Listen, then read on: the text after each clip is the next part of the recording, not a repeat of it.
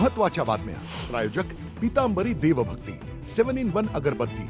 जिथे पूजा तिथे देवभक्ती. शुक्रवारी सकाळी आझाद मैदानावर उपोषण सुरू करणार. आरक्षणाचा विजय घेऊनच मुंबईतून परतणार. शिवनेरीवरून मनोज जरांगेंचा ताफा निघाला.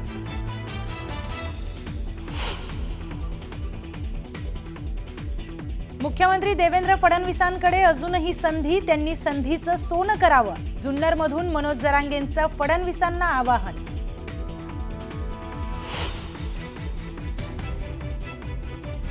मुख्यमंत्री देवेंद्र फडणवीस मराठा समाजाचे नाहीत हे त्यांचं दुर्दैव आहे का? मुख्यमंत्र्यांना वारंवार टार्गेट केल्याच्या मुद्द्यावरून बावनकुळेंचं विरोधकांना उत्तर.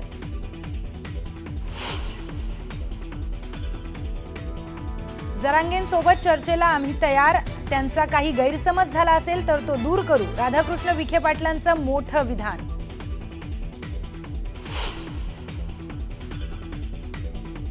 नागपुरात राष्ट्रीय ओबीसी महासंघाची राज्यव्यापी बैठक सुरू. जरांगेंच्या आंदोलनाच्या पार्श्वभूमीवर बैठकीला महत्त्व.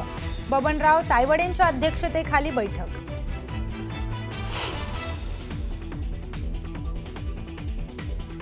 खराब रस्त्याच्या मुद्द्यावरून शिवसेना उभाठा आक्रमक. कोल्हापूरच्या किनी टोल नाक्यावर कार्यकर्त्यांची जोरदार घोषणाबाजी.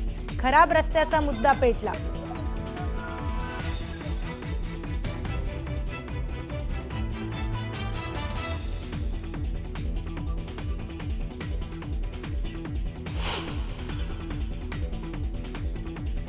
विरारमध्ये इमारतीचा भाग कोसळून झालेल्या दुर्घटनेमध्ये 17 जणांचा मृत्यू. मृतांच्या वारसांना 5 लाखांची मदत जाहीर. मंत्री गिरीश महाजन थोड्याच वेळात पोहोचणार.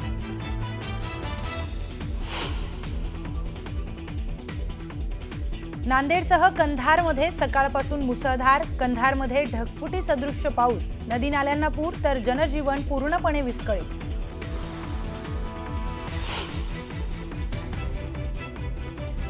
नाशिकच्या देवळाली कॅम्प परिसरामध्ये घरावर पॅराशूट कोसळलं. पायलट जखमी तर घरांचंही नुकसान.